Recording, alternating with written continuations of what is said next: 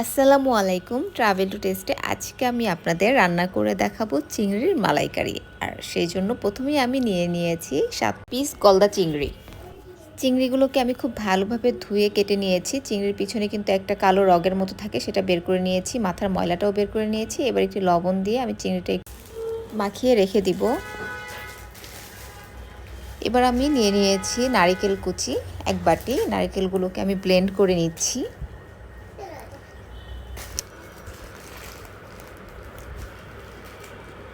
এবার একটি স্ট্যানার দিয়ে আমি নারকেলটা চিপিয়ে দুধটা বের করে নিব।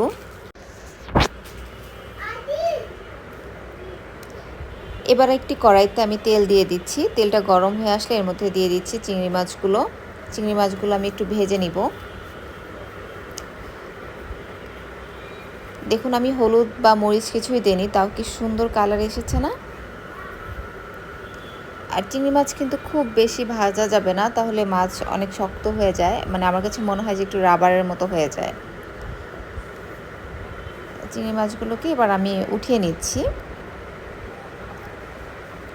এবার সেই একই কড়াইতে আমি দিয়ে দিচ্ছি পেঁয়াজ বাটা। পেঁয়াজগুলোকে আমি একটু ভেজে নিচ্ছি যাতে কাঁচা গন্ধটা না থাকে। এবার এর মধ্যে দিয়ে দিচ্ছি জিরা বাটা, আদা বাটা আর রসুন বাটা, দিয়ে দিচ্ছি লবণ। এবার সবগুলো মশলা একটু ভেজে নিচ্ছি। এবার দিয়ে দিচ্ছি মরিচ গুঁড়ো আর হলুদ গুঁড়ো, দিয়ে সবগুলো মশলা আবার একটু ভেজে নিচ্ছি। এবার দিয়ে দিচ্ছি নারিকেলের দুধ, অল্প একটু দিচ্ছি, দিয়ে মশলাটা কষিয়ে নিচ্ছি।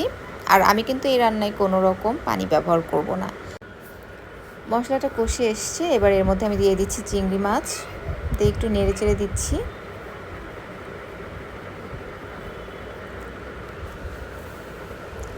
এবার এর মধ্যে দিয়ে দিচ্ছি বাকি নারকেলের দুধটুকু, আর দিয়ে দিচ্ছি কাঁচামরিচ। কাঁচামরিচগুলো কিন্তু আমি ফালি করে কাটিনি, তাহলে অনেক বেশি ঝাল হবে, তাই একটু আগার দিকে কেটে নিয়েছি। মালাইকারি কিন্তু ঝাল খেতে ভালো লাগে না, তাই আমি কিন্তু মরিচের গুঁড়োটাও খুব কম দিয়েছি। এবার একটু ঢাকনা দিয়ে ঢেকে দিচ্ছি। দেখুন মালাইকারি ঝোলটা কিন্তু টেনে এসেছে, তার মানে আমার মাছটা রান্না হয়ে গেছে। এবার আমি চুলা থেকে নামিয়ে নিচ্ছি। দেখুন কত সহজ না রেসিপিটা, আপনারাও কিন্তু অবশ্যই বাসায় এটা ট্রাই করবেন। আর যদি আপনাদের রেসিপিটা ভালো লেগে থাকে তাহলে অবশ্যই শেয়ার করে দিবেন।